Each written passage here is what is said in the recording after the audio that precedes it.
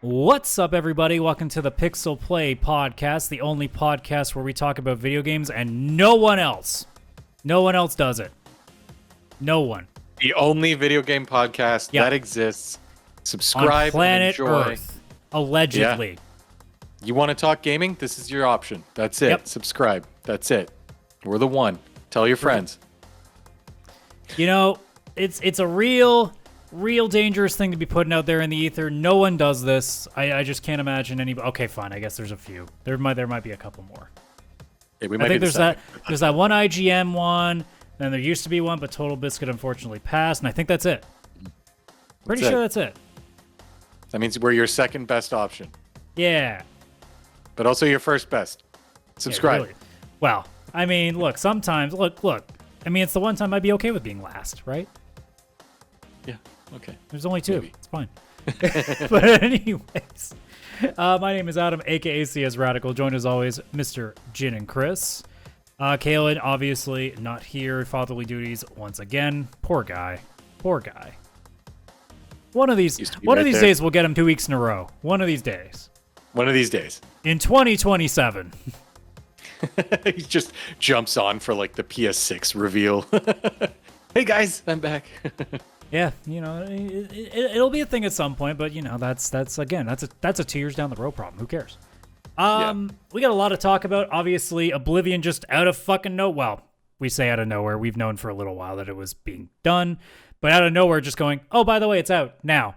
We're like, oh, okay, Yeah. cool. So we'll talk about that, along with the idea that Fallout 3 is apparently next in line. So we'll go over that a little bit.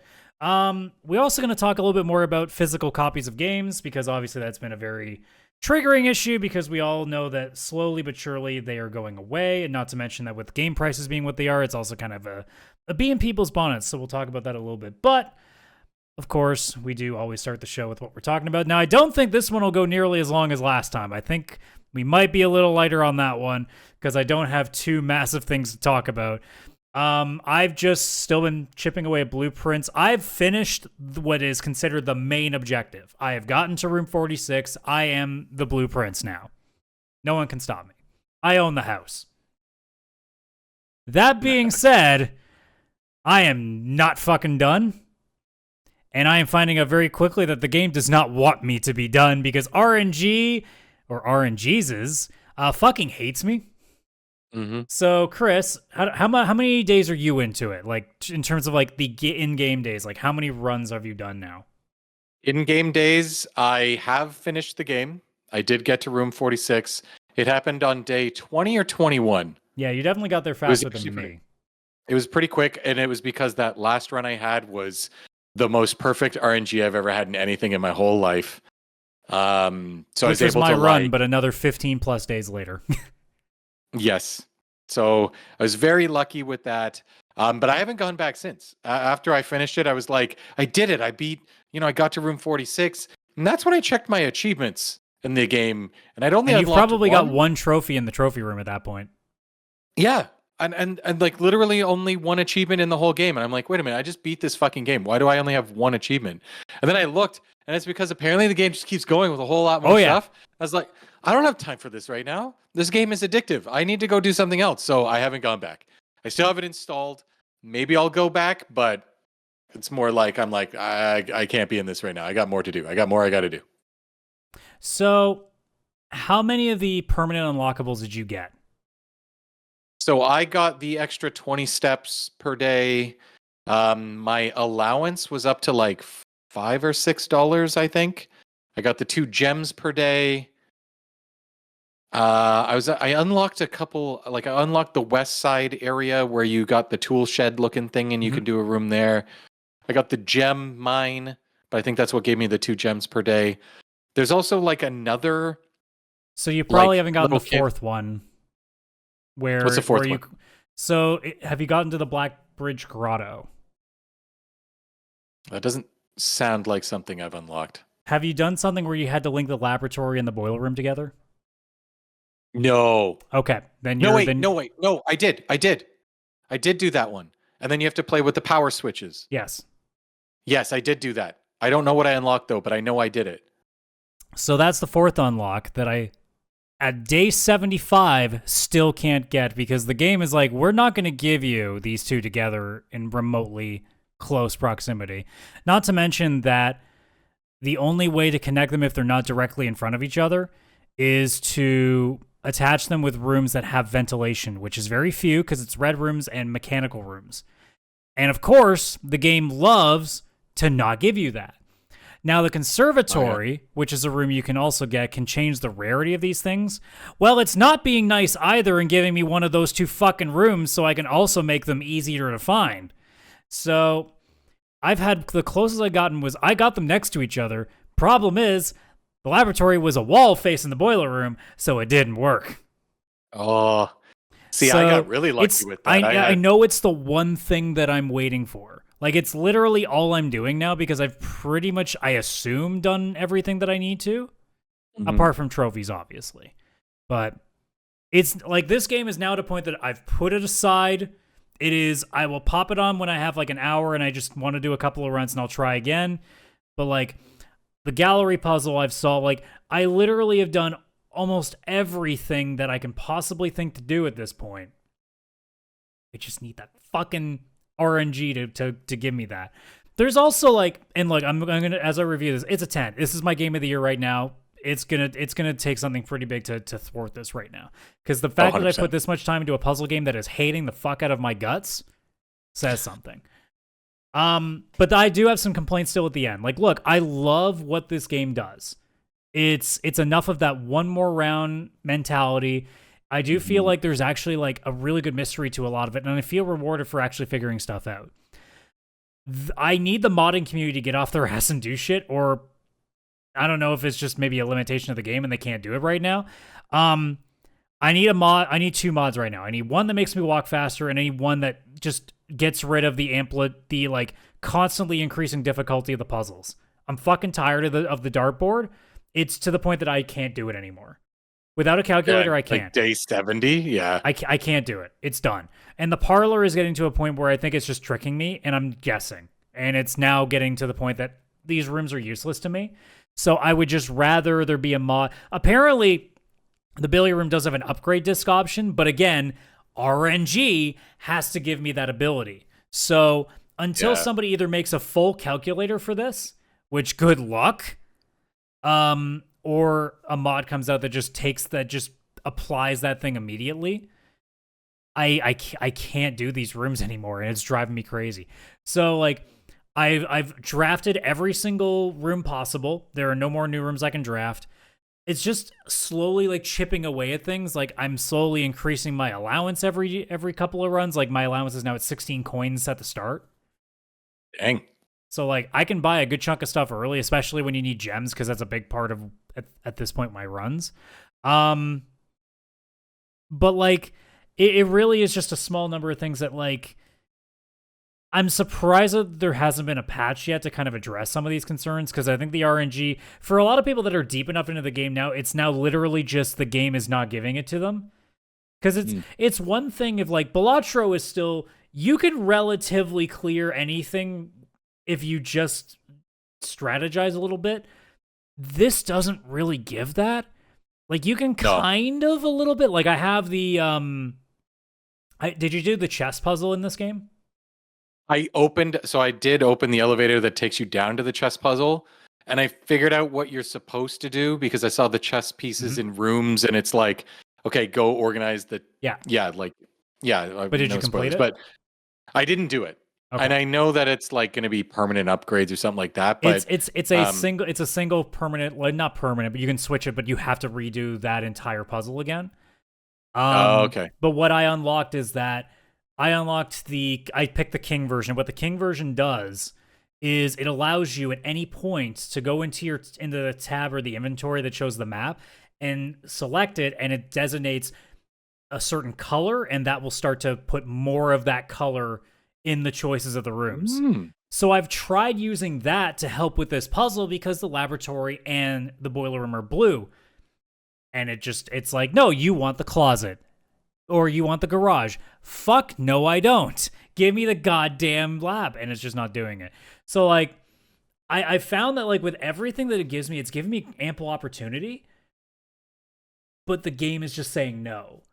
And it's now like at a point that like, if I stop now, I'd still be happy, but like I'm now so deep in that I have to do it. I have to at some point finish it, whether like I'm not going to spend 6 hours on this game anymore, but I am at a point now that like I will keep popping in once in a blue moon just for the God run that finally is nice to me.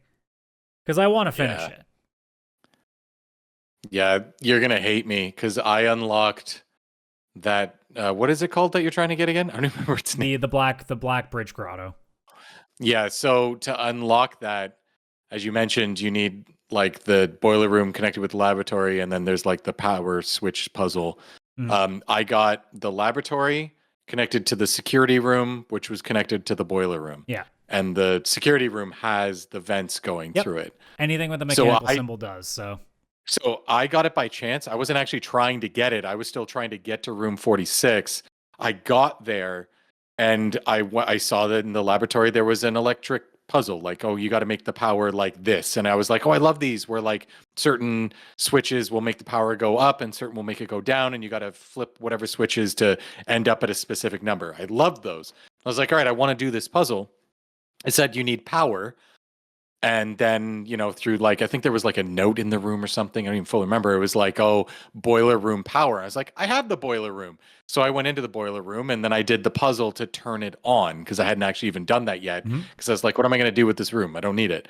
So I went, turned on the power, directed it the way that it needed to go through the vents. Because again, I'd seen that, I think maybe a note in the security room or somewhere. I can't remember where it was. But yeah, so I put the power there, went and did it, and it was like, hey, you've opened up this like cave or grotto or whatever it was. I was like, cool.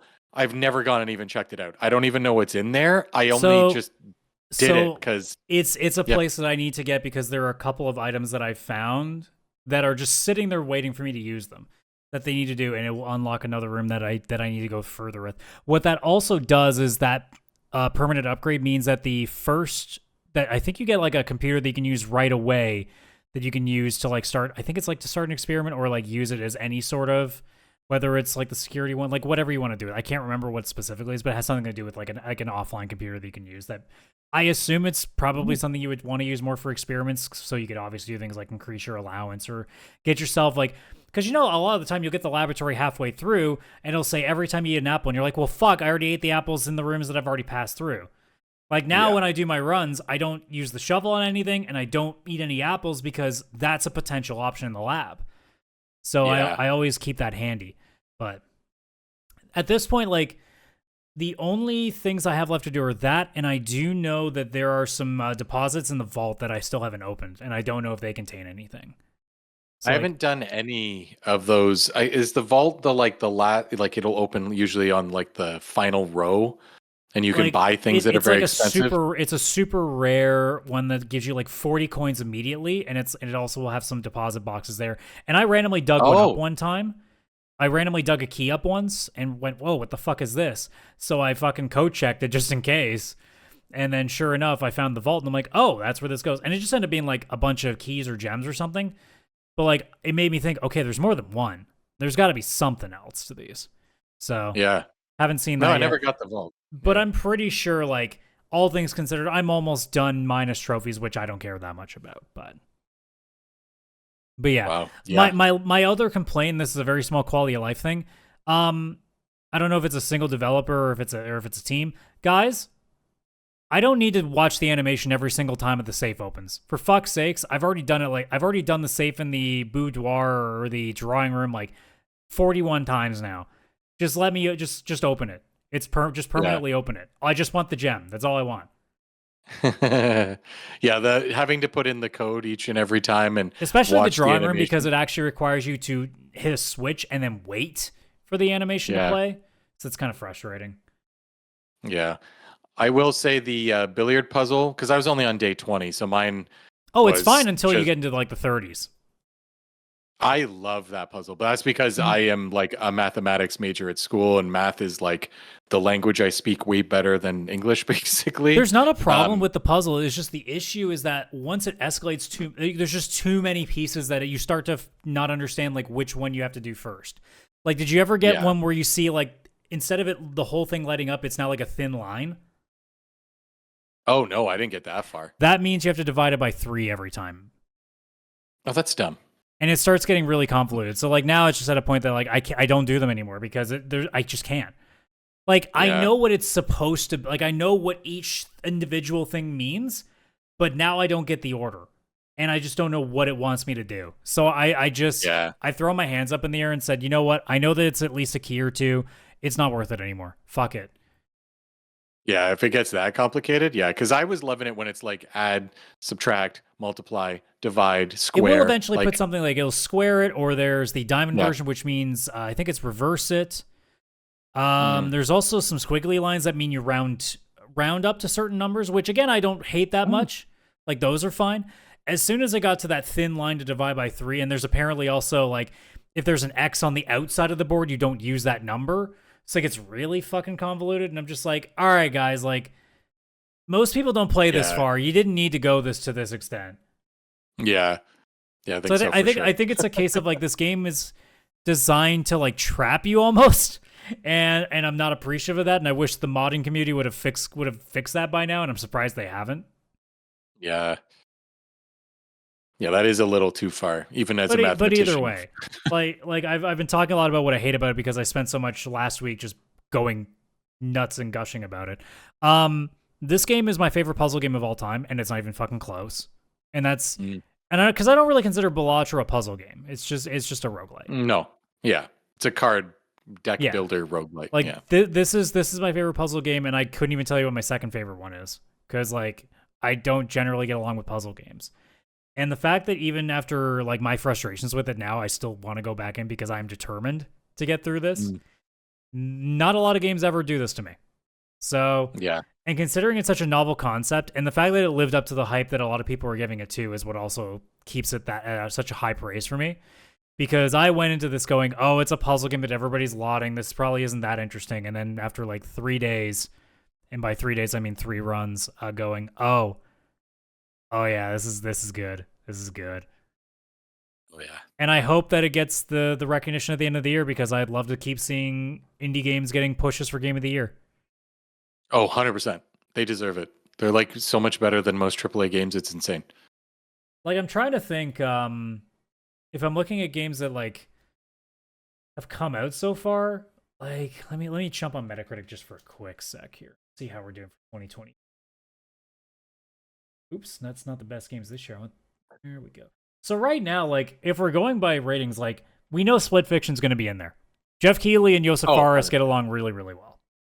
Yeah. I think right now, like, if we were looking at what will probably be, like, the 6, it's Blueprints for sure. I think that's the indie game that you put in there for sure. Split Fiction. Kingdom Come Deliverance 2 might get a nod. Monster Hunter Wilds will definitely be up there as, like, the major AAA one right now. After that, it gets dicey because we're not really deep enough. Like, Shadows technically applies at this point, but I obviously don't think it will by the end. Also, Citizen Sleeper 2 has been very well applauded as a like very interesting text-based adventure on Xbox Game Pass. I'm just trying to think of AAA games because I'm scrolling. There's not a lot. I guess Avowed, but I like Avowed in terms of critical acclaim. I don't think it will be high enough that it'll stay at the end of the year. But I think I think that's probably the closest to your 6 because I'm just scrolling to see any other AAAs close by. Maybe Like a Dragon, Pirate Yakuza. Like that's how far down we're going. So like Blueprints at this point in time is a pretty good shot of sticking. I think right now? Now, I think Blueprints and Split Fiction are probably your 2 locks. I think you can probably lock these 2 right now. Yeah. And after that, who knows? Yeah, after this, I would have. Especially with Switch 2, who knows? Like, you could see some real interesting stuff jumping in now. That is true. But yeah, that's everything that I put into it. That is my game of the year at this point. I mean, when's okay? When is the Trails remake? I'm like, where are you going with this right now? It's this year. Didn't they say the new one was also potentially coming out as well this year? That's coming. Yeah. Oh my god. Sorry, I'm trying to Google stuff and I'm failing because I can't type fast enough. God damn it. Use your fingers. Yeah, they're saying potentially Kai this year. So, like, 3 Trails games in 1 year. So there's always a chance. But, like, right now, at least from what's on the docket for this year, I mean, it's going to take a surpriser to get me to change my answer. I mean, Blueprints was a surprise. You weren't expecting it at all to just jump in there and become your game of the year. Another indie game could do it again. Yep. I don't think it'd be a AAA game, but an indie game, maybe a AA game, I could see it happening. Yeah, and I mean, I'm probably not going to get involved with the Switch 2 anytime soon, so you probably won't see me playing any of these games. So those are probably out of the window. But we'll see. But that's all I've been doing. I honestly, like, I've been messing because I'm still like MLB The Showing as well. Like, I haven't started anything new recently. I do have the Lunar remasters queued. They are ready to go. So nice. they are on the line. So that'll probably be the next thing I drop some time into it and see if I can get into those. Yeah, like the Lunar Collection and the Suikoden 1 and 2 for me. I haven't purchased them yet, like, because I can't. I have too much, like, I'm already playing, but there's so many, like, old school JRPGs that are out right now that I want to dive into because it's been a really long time and I genuinely don't even remember if I finished them. And we didn't talk about a bunch of those on the side quest that's coming out on Friday at all because we're doing PS1 games, which happens to just be like a couple of those games that we just talked about. Yeah, that is true. But what have you been up to? Well, I really have only been playing 2 games. Well, actually, no, I started a third one today, but so I played through Blueprints. I don't have much to add to it that you and I didn't already say, or like even in our side quest last week when I saw it for the first time.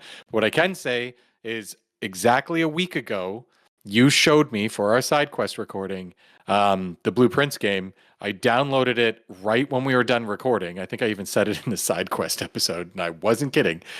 I downloaded it, I started it, and I played it for like 3 straight days, 4 days. I think I put 20-something hours in like 3 days. It was a lot. It was a lot I put into that game. And yeah, I beat it in the sense that I got to room 46. There is so much more to do. There's all these other rooms you can open and other things. And I know they're all connected with achievements. I only unlocked 1 achievement. That's the one and only gripe I have with this game is how can I get to room 46 and only 1 out of a large number of achievements I've unlocked. So it's a 1 out of 10 to you at this point. Yeah, it looks like I haven't played it. If you look at my list of achievements, when it's like, oh, here's all the games Chris has played, it's like, oh, he really didn't like Blueprints. He unlocked 1 achievement. Most other games give you an achievement in the tutorial. No, you have to beat this game to earn your first achievement. So yeah, that's my one. Well, I mean, if you beat it on the first run, like then it technically would get you 2. Wait, what's another achievement that would unlock? There's an achievement to literally do it on day 1. How the fuck? This game, all right, now I'm upset. Achievements-wise, I don't like this game. But otherwise, it is an incredible, incredible puzzle game. I would say it's my second favorite puzzle game because Picross does still exist. But yeah, fantastic game. Utterly, utterly perfect in every way. Even when I was mad at it, I was still happy with it. It's just one of those games. And it's very quick to just try again. Look, I'm very mad at Blueprints, but I'm mad because it's mad at me and I don't understand why. Yeah, I don't know what you did to it, man. I have no idea. Like, yeah. I've been playing Assassin's Creed Shadows still. That is my comfort food of a game.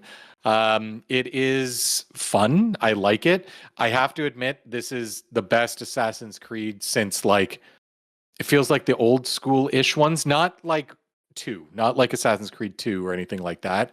But if you were to go back to, say, like Assassin's Creed Unity, or maybe even Syndicate, which I know those are more in cities, so it's like a different look to it. Like this is a lot more vegetation and stuff, where it's kind of Valhalla in the sense of, you know, lots of openness. But they did update the game where you can get on the horse and put your objective or marker and it'll ride for you. I know that it should be like not as much that. Yeah, if the map wasn't so big, that wouldn't be an issue. Yeah.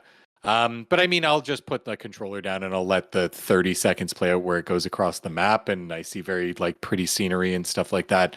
But the actual gameplay, the just going to the different castles and taking out different samurai to like get the mastery point or whatever you need for that one, or going to a temple and then like finding the 3 lost scrolls at the temple. Well, I know they're collectibles.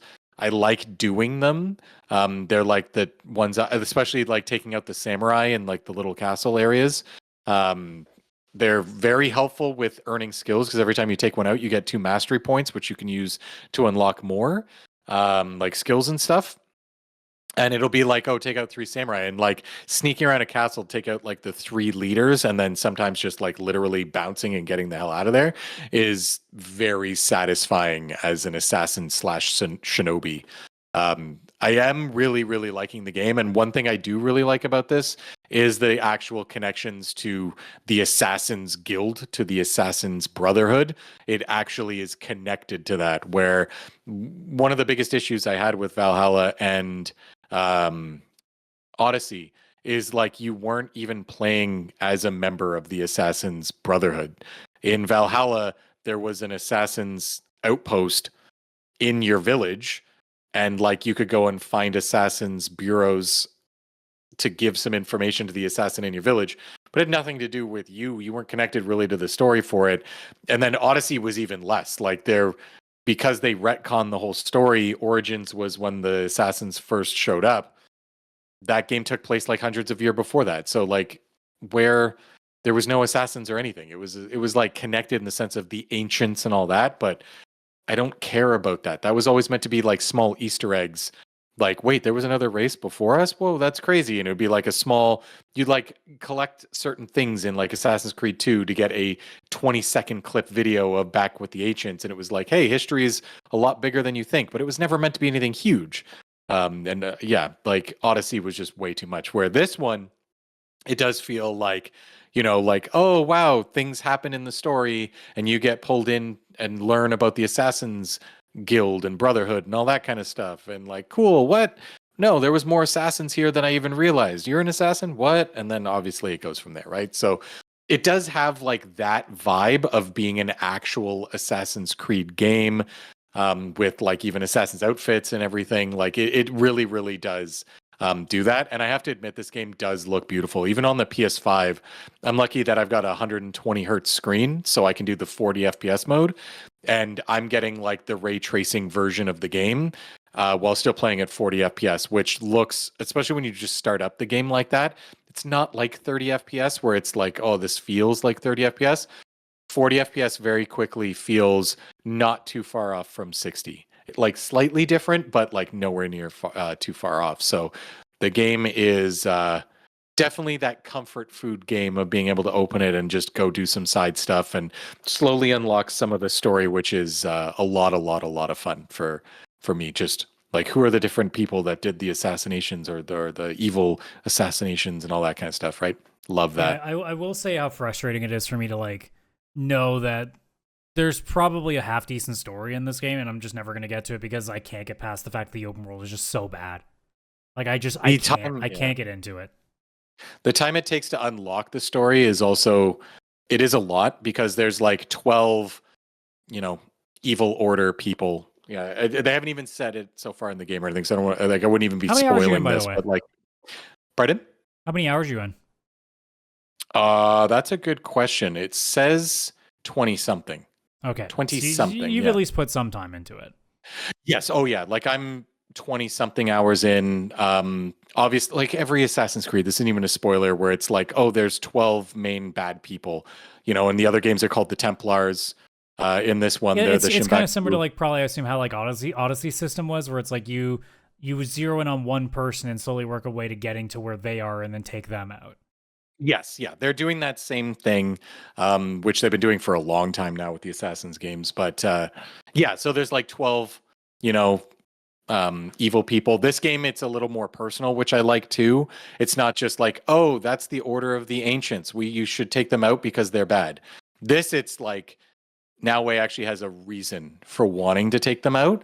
But like, there's other stuff that does slowly unlock, because there's these spots where you go and you kind of, I can't even remember what they're called. But basically like Noway kind of sits and meditates And if you do the button prompts right, it actually goes back to before the game. It goes back to her village with her and her dad. That thing. Why are you making me do button prompts? Just play the fucking thing. Well, yeah. So, but once you do them, I think you only have to do about 5 to get the full story. After that, you just kind of unlock the meditation spot. Yeah. But you actually unlock the full story kind of leading up to the beginning of the game, which is really nice. 2 of them from what I played. Yeah. And the first 2 are like, obviously they start out just a little bit, but by the time you get to the last one, it's like, oh, this is okay. I'm learning a lot right now about what the heck was going on. That's so cool. But yeah, so like, you get that, so you get some story there. Then more unlocks. As soon as you do them all, or do 5 of them, a new quest opens up for you where you go and talk to somebody and you start to learn even more, not just about your past, but like your dad and other people. So the story does play out, but it does take you doing like these 5 meditation spots, and then a piece of story will open up. And then you have to take out a certain amount of the bad 12 people to get to the next part. Like Act 2, I think it's called Act 2. I can't remember if it's like prologue, Act 1, Act 2, but either way, when you get 3 of the 12 people, that's when a next big story moment happens, and it like unlocks further stuff. So it just, you got to do things in order for it to slowly trickle out all this story. When it does, it's fantastic, but there is so much you need to do kind of leading up to it. So I can see how this could have been a really great story game if it wasn't open world and it just went from point to point to point, and you just did like, castle. Didn't keep you from just getting to the meat and potatoes of it and spend so much time essentially doing nothing. Yeah, like I did one of the final other quests that opens up for now. I won't say anything about it, but my closest fast travel, like Eagle Point or whatever it was like 3,000 miles or kilometers or whatever the game is based on, or meters. I have no idea. Yeah, it'd be meters. So I'm 3,000 away. So I basically, do my jump into my leap of faith, get on my horse, tell it to auto go to the objective, and I just let it go for a while. Go make a sandwich, come back. Yeah, which it like, for me, it's not too bad because usually when I'm playing, it's like, okay, cool, I'll check my phone. Maybe I'll have my Steam Deck next to me and I'll be like kind of playing around with the UI or something in there. Like I would do something else. I have not a coffee because it'd be at night, but I'd have a drink and I would just kind of like take a moment and enjoy the drink and just enjoy the scenery that's playing out in front of me. But it is big. It is definitely a big world. I find it a lot more interesting than Valhalla's world. But if I had the choice, I would love for this to definitely be much smaller, just like a couple provinces. Despite how much I couldn't get into Mirage, like I still recognize that that's what I want. Mm-hmm. I just couldn't get the story didn't. The problem with that one is the story didn't click at all, and I'm just like, I'm not playing a mildly fun Assassin's Creed game with no story. This one has more story for sure. For me, this is like the vengeful samurai who's been hurt and gonna get revenge. It feels like, honestly, like a classic samurai film. Yes, absolutely. Especially when you play like in immersive mode where everything's in Japanese or Portuguese, and all that kind of stuff. Like it is definitely really, really fun. I'm gonna be so curious when Ghost of Yotei comes out to see how that compares, to see if that can click at all, or if it's gonna have the same issues for me. Because yes, it may literally just be a point now that I can't play these games anymore. And if that's the case, then fine. Like that doesn't bother me too much. Like Yakuza games seem to find that good gap of being able to keep me interested in them, but they also aren't nearly as big. So I don't know. Like if that's just how it is, like if I'm just not into the big, massive open world games anymore, then fine. Like that's cool. I can find many other things that do what I'm looking for. So it just means I got to steer away from these. Yeah. Until the next Horizon comes out, and then I have to play it just because I have to finish the story. Oh, you have to finish that story. Yeah, that's much more connected, where these are like you learn a little bit more about the assassins, but it's like, if I have to, I will play that bitch on story mode and then just beeline through the main quests. Yeah. Yeah, I would definitely say I even find this world more interesting than like Horizon Forbidden West. Like that, when I did the objectives, I was like, I don't care as much about taking out these bandit camps or whatever the heck they were. Here, I actually like taking out the 3 samurai in a castle and like fully unlocking that one and getting my upgrades and all that kind of cool stuff. So definitely a fun game. But just comfort food. Like it's going to be a 7 out of 10 for me, and it's going to stay that way beginning to end. The only other game I've been playing, and I'll just mention it very briefly, I started it today because it's leaving Game Pass, and that's why I figured I'd mention it just in case if anybody's kind of into this. Indie game for the most part. I think it has a development team of like 10 people, and it is called The Rewinder. And it is actually like Chinese mythology. I did not know that this game even existed, nor that it was on Game Pass until I checked Game Pass today because Oblivion was coming out, and I wanted to quickly install it, add it to my play later. This one showing up on Game Pass, huh?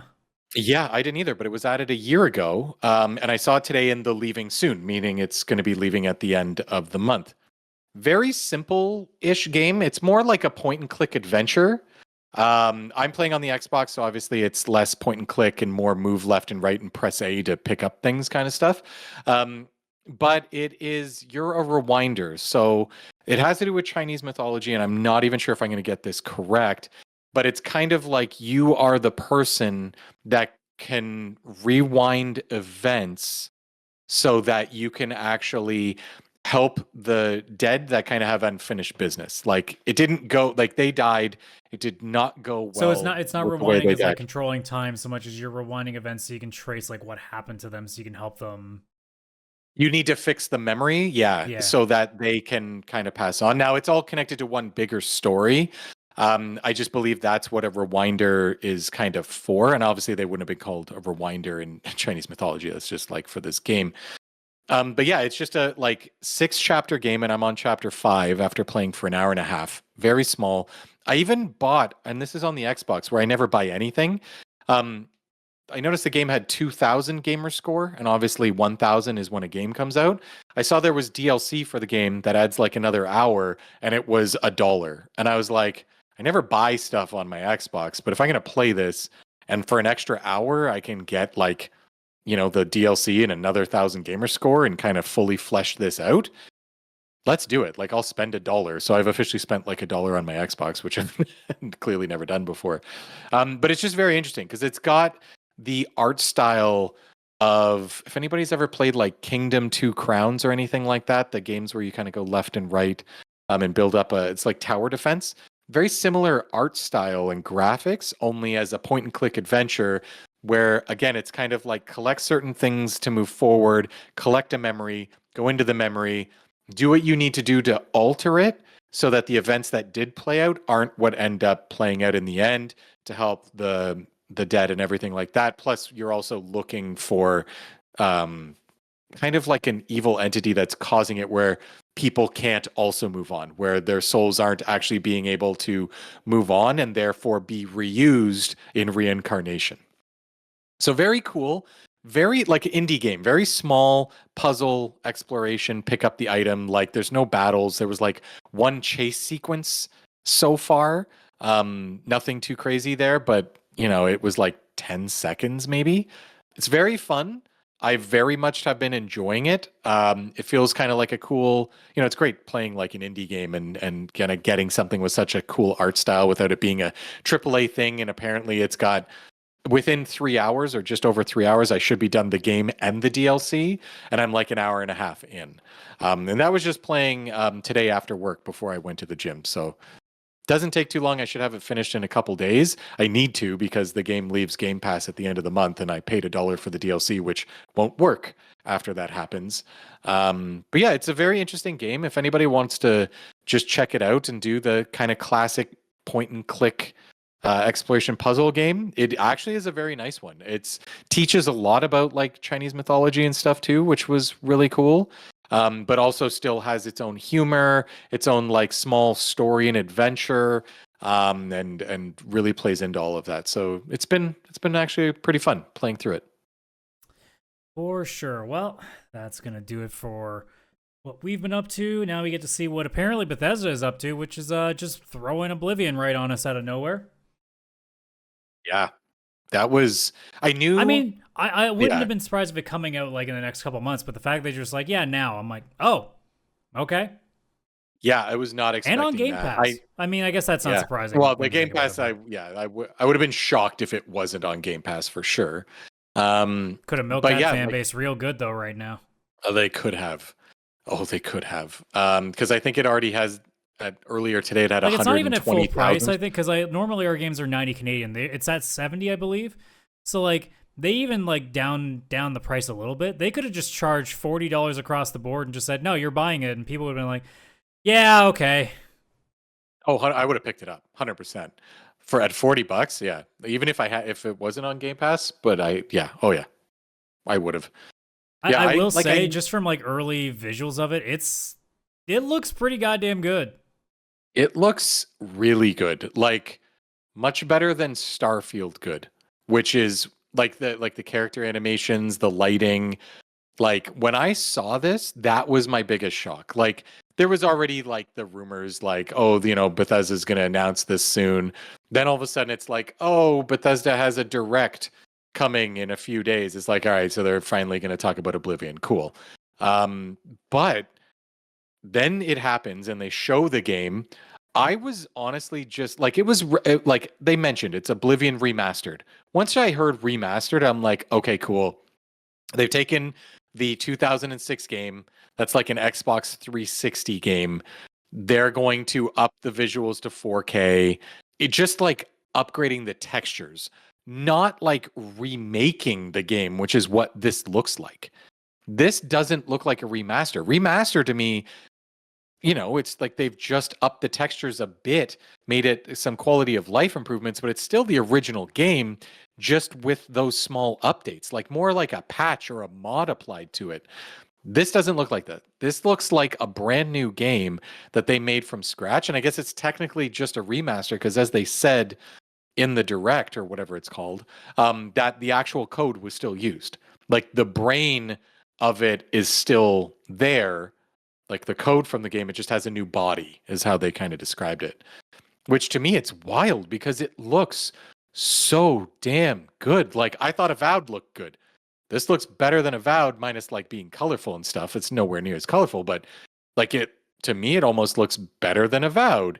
And you see the character models and everything. It looks way better than Starfield. And it's like, this is just a remaster of a 360 game, and it looks better than most things that have come out recently. What the fuck is going on? It's so good. Even if the game is like okay in the end, like this is making people go, "Whoa, what Elder Scrolls 6 is going to look like though?"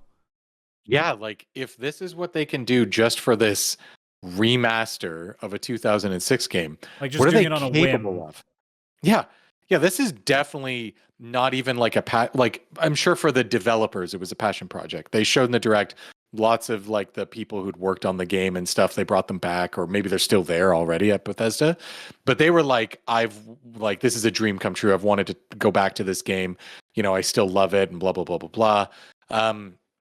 But you can tell that Bethesda themselves, or Microsoft, they were like, okay, Elder Scrolls 6 is going to take a lot longer than we thought. I was just going to ask, do you think that this was literally put out as be like, look, we need to get this out there so people can get off our ass about 6? I 100% think that this is why this was pushed. I think they were hoping Starfield would kind of be the game that people played and went to for a long time. So that obviously they wouldn't focus on 6 as much. Starfield did not have the lasting power that they thought it had. Like even I beat Starfield and I'm like, cool, that was a lot of fun. I enjoyed that game, but it's not like Skyrim where people will go back every day and it's just their vibe game where they go in and, like Skyrim grandma, right? Elder Scrolls has always had that because it's more of a fantasy setting. And I think they were like, we got to push a remaster. We've got to let's bring back 4. Like, what if we work on 4, remaster it? And they worked with another developer. I can't remember their name. It starts with like a V, I think. Viscous? I can't remember. But yeah, it's like, can't remember from the direct now.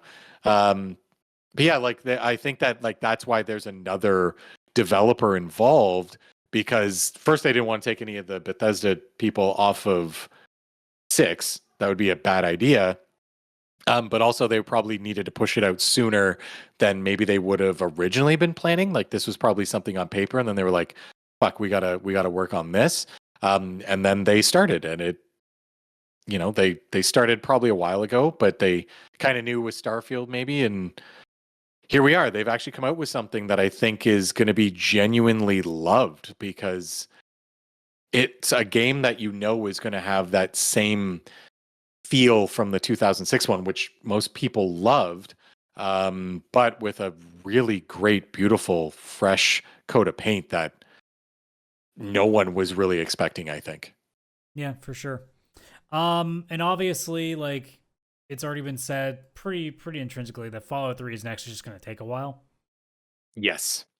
Now, for Elder Scrolls fans, I'm sure it's fine to hear that. You're probably a little miffed that Morrowind's still not getting any attention because it's even an older game that could use it. What do you think about the idea of Fallout 3 getting this treatment? My immediate thought is, God, I don't know if I think I need a remastered version of Green. Yeah, that's because if you take a fantasy setting like Skyrim, even if you just took that, say there was a remake of Skyrim, it's a very bleak looking world. Parts of that is because of the limitations at the time. By making it that bland colors for the most part and stuff like that, it's a little bit easier to run on home consoles. They could take Skyrim now, and if you colored it up, made it a lot more like trees and flowers and stuff, nobody would be mad. It would look like you've just remade the game and added more visuals, but it would still make sense in the setting. Fallout is very much an apocalyptic, everything is poisoned with radiation just world, right? And it would be really hard to redo that and change the look of it without also then people complaining like, oh, it's so much more colorful, or the contrast is different, blah, blah, blah. Like, I feel like the purists would just come out full force on Fallout. Now, would I love a Fallout remake? Yes, because I never played Fallout 3. I've played New Vegas, but I only did that this year. I've owned Fallout 3 since 2013 on my PC. I've never actually played it. I would actually love to go in and play that game as a remaster or whatever it is that Bethesda would put out, especially if it's just on Game Pass and I don't even have to pay for it. But I think that one's a lot of a tougher sell, to be honest, with the look of it. Yeah, what about you? I mean, Fallout 3 is the last one that I've actually... Well, okay, New Vegas I completed too, but like the last of like the Bethesda-based ones that I've finished. I don't know if... It could also be, again, because Fallout 4 and, well, obviously 76 really didn't do anything to grab my attention. They haven't really been all that great to me. I don't imagine a remake of 3 is going to suddenly make me change my mind right now. So for me personally, like, I will probably check out Oblivion at some point, just because I don't have the same negative opinion of the Elder Scrolls series like I do with Fallout now.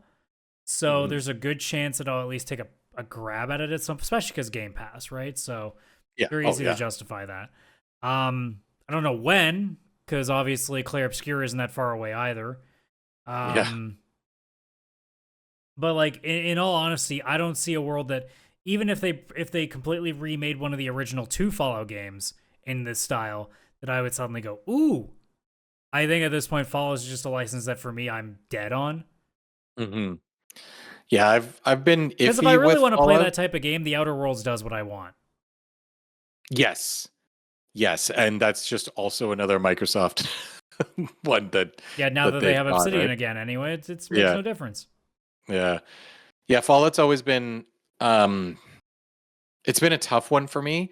I like the world of Fallout. Like, for example, the Fallout TV show. I loved that. That was incredible. That was exactly the world of Fallout brought to life. But when I play Fallout, like Fallout 4, for example, I beat it and I played through it. And maybe just like the very end of it where all the story's finally coming to its climax. Like, I always loved that part of a game.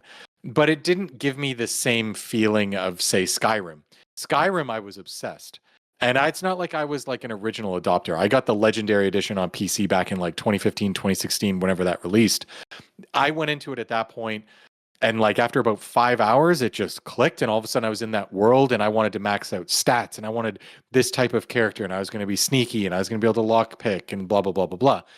I was like immersed and I loved everything that was happening there. Going into dungeons, while they weren't always the most prettiest, I loved going in as I knew what I would level up. I was curious what I'd find. I'd unlock a quest or whatever. Like, I loved it. And Oblivion, just looking at that, I'm like, holy crap, I cannot wait to go back into like a medieval setting, kind of like Avowed, like get back in there and do that again, because I did just complete Avowed. Fallout doesn't have that same excitement for me. I did just play through New Vegas and I did really enjoy it. But again, I finished it. It took me 30 something hours. And once I was done, I was like, all right, perfect. Uninstall. That was fun. Like, to me, Fallout is a go through, beat the main quest, do some side stuff. And once I'm done, the story's over, uninstall. Whereas I could see myself with Oblivion wanting to just go in and like do some side stuff and be in the ambiance with the music and all that kind of stuff, like just kind of being in that world, which is very different vibe. So I don't know. Fallout 3 is, for me, it would be like a 50-50. I'd be excited, but also like it wouldn't be like an immediate like I gotta install this today. Who I think would be like that though, that though, is this guy right here, who's wherever. How do I make fingers work? This guy over here, Kaylan. Yeah, that might grab his attention. He is a Fallout guy from what I remember. And I think Kaylan would have been, if he heard that there was a Fallout 3 coming out, like a remaster, and it's on Game Pass that he can play on his Xbox, I think he would get pretty happy, because he does really like Fallout. I mean, he'll get around to it. I mean, thankfully it's Bethesda, so it'll probably stay on Game Pass, so he'll get to it in 2 years. Yeah, oh yeah. Yeah, that's the good thing. As long as he keeps that subscription going, yeah, he'd be able to. But also, as we saw today with the Oblivion game, it isn't just released on Xbox and PC and Game Pass as Xbox normally was. It is a day one on PS5. It is no longer just like a separate announcement where it's like coming later to PS5 this spring or whatever. No, it's just like, hey, this game's coming out. It's coming out on Steam, which was happening before. I mean, we know they need the money fast, so like, yeah, throw it out there, and PlayStation users and Steam users, they'll go mad and grab it in bunches. Apparently on I thought it was that, I'm pretty sure it's Steam, that they're already 120,000 concurrent. Yes, yeah, there was already, and that was earlier. So I wonder if it's even higher. I got Steam open. I'll just quickly go. I was gonna say, if you can check for me, that's great, because my keyboard is just like the weird error that I get sometimes when we record. Is my keyboard just stops working, and I don't know why. And I know I can unplug and it'll be fine, but like I'm not getting up to reach behind my monitor to do that right now. So it is just shy of 178,000. Yeah, that sounds about right. That went up. It was 120,000 earlier, and it has now gone up another 57,000. That is insane. I believe that. And that's like, it's on Game Pass, which is on PC. So like people could just subscribe, but that's how much they want this game. It's not even just. Or they could get it on Steam, where they know the modding is going to be better too. Oh yeah. Oh, the workshop. Apparently it doesn't have modding support, but already there's a bunch of mods for it. Like, I think it's just Bethesda. Does it though? Yeah, I think it's just because Bethesda was known as having like, they would even incorporate mods. You could install them directly from like the main menu and stuff. Yeah. I think they're just not doing that with it. But like, obviously mods are going to work, and they're not stopping them. And also a nice thing Bethesda did, which is very, it's very nice, is because there's Skyblivion. There's already a modding community that's been remaking Oblivion in the Skyrim engine for years now. And obviously this is like, hey, good job that you've been doing that, but like, here's the actual remaster, which happens. Bethesda reached out to them, or I think it may have even been Todd Howard, like directly, gave all of the modders just a free copy of the remaster and was like, keep doing what you're doing, make it. We will not stop you. We 100% support what you're doing. So here's a free copy of the game we're putting out, but please keep doing what you're doing and still release this game. And like, the modders from Skyblivion are quite happy and thought it was really nice that they got a free copy of the game, but also get to still get to continue. And Bethesda's like, no, don't worry. Look at that. Not leaving modders alone and giving away games? Whoa! That is two things Nintendo will never do. Oh my god, they won't even give away the tech demo of a Switch 2 title, let alone. No. Oh, Still hasn't god. changed. I can't believe they haven't changed their mind on that yet. Good Yeah, lord, that the is, Japanese are yeah. fucking stubborn. Yeah, I mean, with Wii Sports, for everybody who's surprised, Wii Sports was included in like North America and stuff because Reggie fought for it. One, Reggie's not there, but also Wii Sports was not a pack-in game in Japan because in Japan that's unheard of. And it's like you've seen the success everywhere else in the world when it's a pack-in game. What's wrong with you? Listen to Reggie. He's not with you anymore, but he's still like on Blue Sky and Twitter or wherever he is. Listen to him. He's right Doesn't there. work.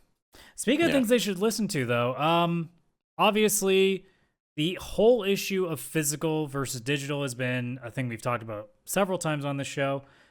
And it's reared its ugly head again. And obviously because the price increases that we're starting to see now, digital increasing is also another goddamn story in its own thing here. But, you know, it is what it is. Oh, yeah. But the idea that people are starting to be a little freaked out now with how, you know, Xbox is doing their thing with Game Pass and essentially trying to take everything to a subscription. And obviously, as we see everything else outside of the gaming industry, where we have basically 25,000 different video subscriptions, everything is just too complicated to get around to. A lot of people are turning back to piracy again for media consumption because, well, do you really want to keep track of 11 different subscriptions? Some people don't. Most people don't. But people are now starting to look into this being like, oh god, are they going to start taking away physical copies of games? Because obviously that whole thing with Ubisoft and the crew is also lingering because Ubisoft is trying to say that you don't own the game that you paid with your fucking money for. Yeah. Even if you physically have a disc, you didn't buy it. Gotta love it. You don't own it. So the issues come up again, and I just wanted to briefly talk about that because some stats came out. This came from thegamebusiness.com. This is UK from what I can tell. But they were saying that in 2023, they took a few games as an example. Hogwarts Legacy, 45% were physical. Assassin's Creed Mirage, 49%. Resident Evil 4 Remake, 45%. Spider-Man 2, 54%, though they did note that that was also including console bundles. So half of those were. They did note that surprisingly, good Lord knows that these fans are suckers for everything else that companies want them to do. Sports games skewed way more on the digital side. Like FIFA, well, I guess EA Sports FC now, but you know, Formula 1, WWE, they were all in the 60s, if not more digital. Yeah, so, I could see that. So it's definitely becoming a case of, you know, there's still like a core that want physical, and then we get to Switch. So this came from mynintendonews.com. In Europe, around 80% of all Switch game sales are physical. Yeah. Yeah, that's the one console where physical was holding on strong. Like, and that's obviously because the space on that hard drive is so small that it would made more sense to get the physical copies anyway. Yeah, there is that too. Yes. But like, I feel like also, with Nintendo, I guess as the other side note, well, Switch games never drop in price. Great trade-in value. Oh yeah, and you can buy them used, and you'd actually just like get a copy of the game.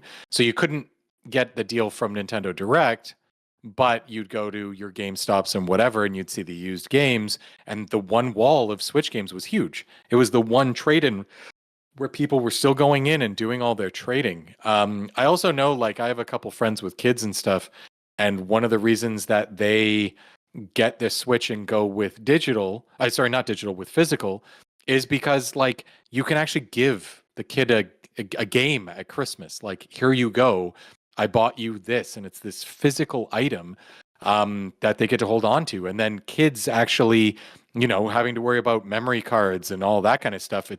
Kids understand it still. Like, this is the game. This is where you put the game. Whatever game's in there, that's the one you get to play. You want to play a different one, you have to switch it.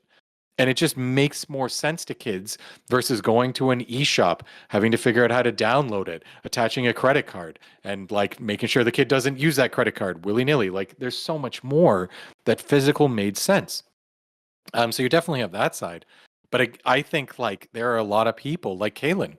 He's still very much a physical collector of games. Like, only like the really big ones he really wants to keep. But I've watched a lot of YouTubers and stuff like that where you can see the bookshelf behind them, and it is Switch games. Like there is like shelves of Switch games. Yes, there'll be like PS4 and older ones, but of modern consoles, it's usually just a ton of Switch cartridges because they'll have 150 games all lined up on a bookshelf, and it looks nostalgic even seeing it because it's like thinner boxes. So oh yes, oh yeah, like trying to do like Sega Genesis. Actually, no, I'll give Sega Genesis credit because it was a plastic case. The Super Nintendo was some cardboard shit that was like awful. Yeah, no wonder like pristine condition games for like anything are like $300 because those boxes fucking destroy easily. Oh yeah, absolutely. Yeah, no, like it just brings up the point again that like we know that if every company had their way right now, it would be purely digital. Oh yeah.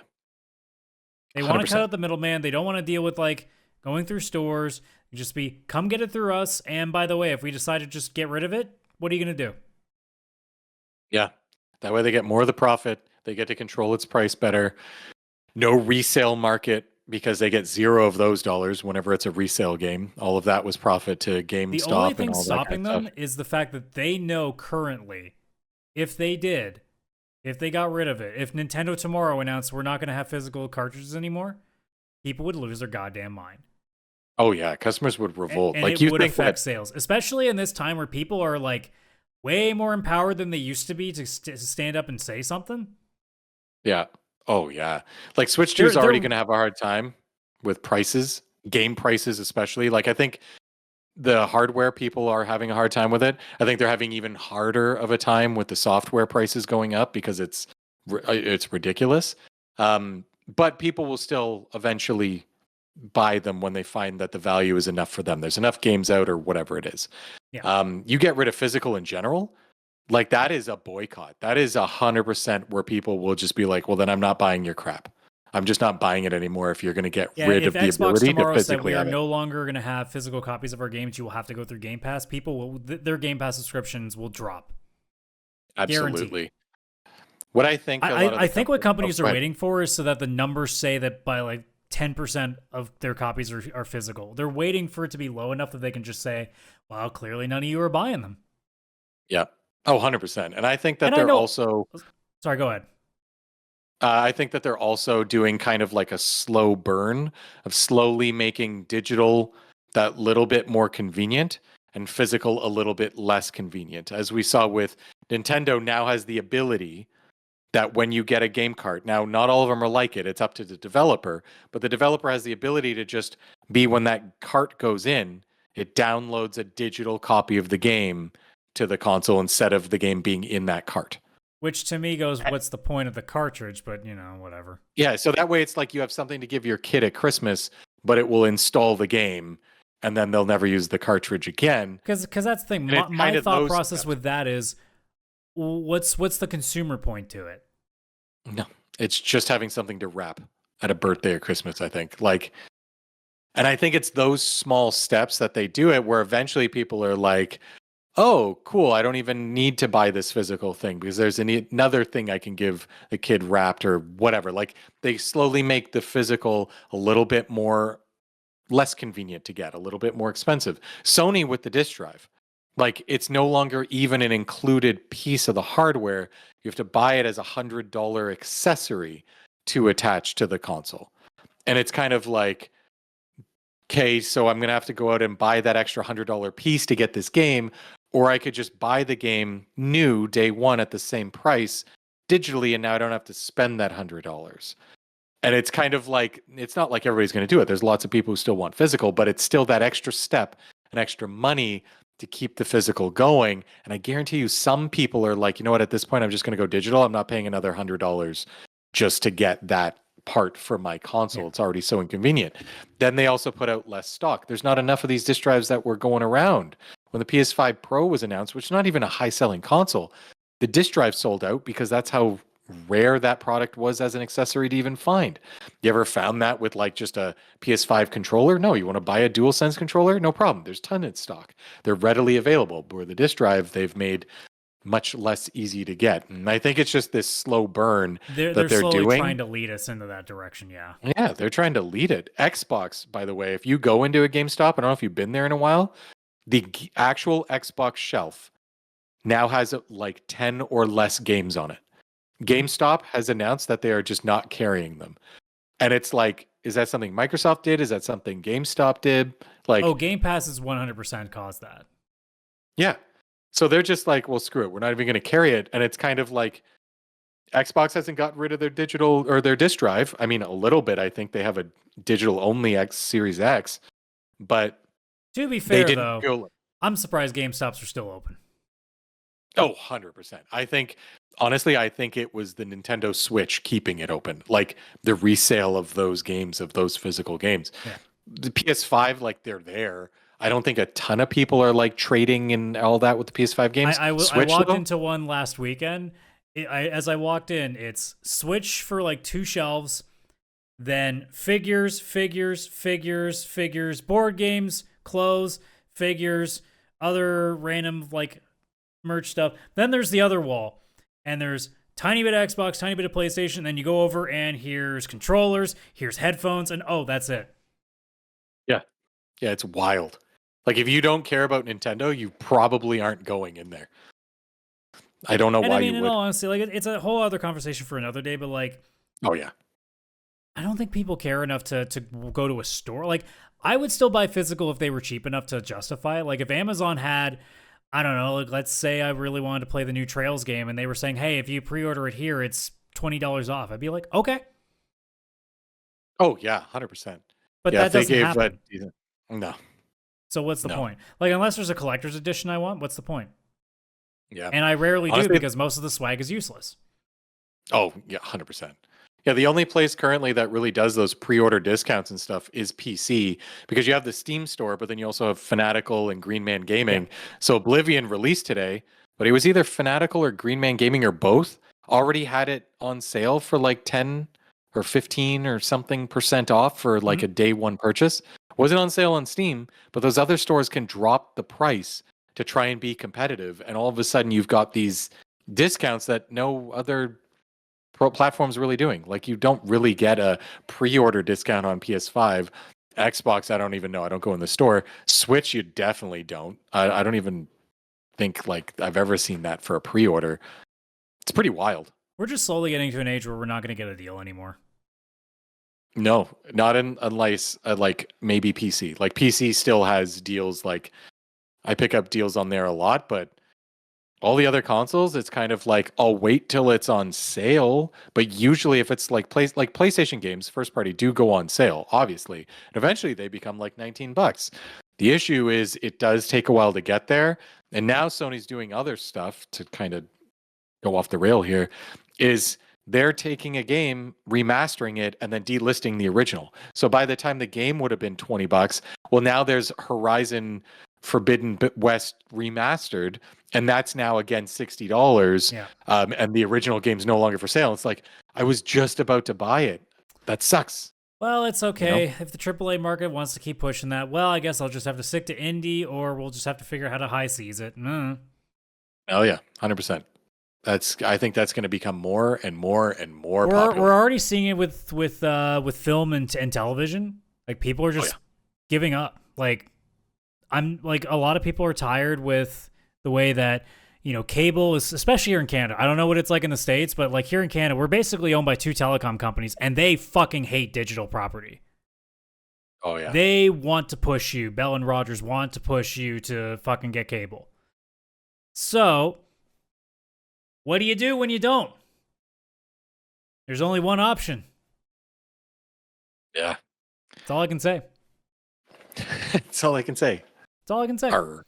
So I mean, we're gonna see this keep coming. As if the gaming industry wants to push this too, well, they're gonna experience the same shit, where they'll have their loyal base, but it's gonna be a lot of people on the outside looking in, going, "All right, oh, 100%. That's what you want to play." Oh, we'll see. But what are your thoughts, everybody? Let us know in the comments below if you're watching on YouTube. Obviously, if you're listening on any audio platform, you know the drill. If you can give us a rating, please do so. If there's any way of liking it or sharing it, obviously, please do so. On YouTube, like and subscribe. Same old stuff. Ain't gonna tell you to ring the bell. Who cares but goddamn bell? Yeah, Linktree, linktr.ee/pixelplay podcast, link to our Discord. I'd say other things, but let's be real, it's Discord. Come join the Discord. It's so much fun in there. I love our Discord. Obviously, we got the side quest on Friday. We are going to be talking about PlayStation 1 games we want to remake. And no, it's not totally all JRPGs. It kind of is, but it isn't. But hey, you'll have to watch that to find out. Don't worry about it. But yeah, Fridays at noon for that. Obviously here, this show is Wednesdays at noon every week. So we will see you on the next one. Wherever you may be, enjoy the rest of your day. Take care. Bye-bye for now.